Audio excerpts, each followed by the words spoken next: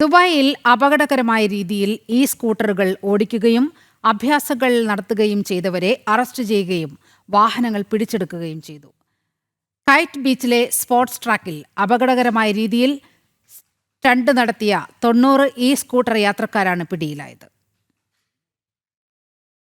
അവധിക്കാലമായതോടെ രാത്രികാലങ്ങളിൽ കാൽനട യാത്രക്കാരും സൈക്കിൾ സവാരിക്കാരും ദുബായിലെ സ്പോർട്സ് ട്രാക്കുകളിൽ സജീവമാണ്. ഇതിനിടയിലാണ് നിയമങ്ങൾ കാറ്റിൽ പറത്തി ചിലർ സാഹസിക പ്രകടനങ്ങളുമായി ഇറങ്ങുന്നത്.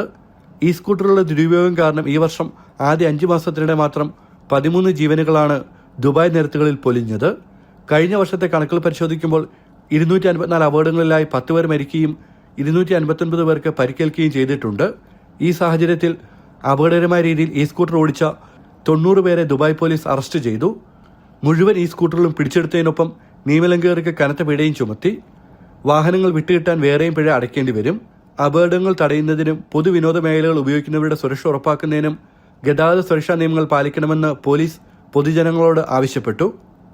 ജനം, ദുബായ്.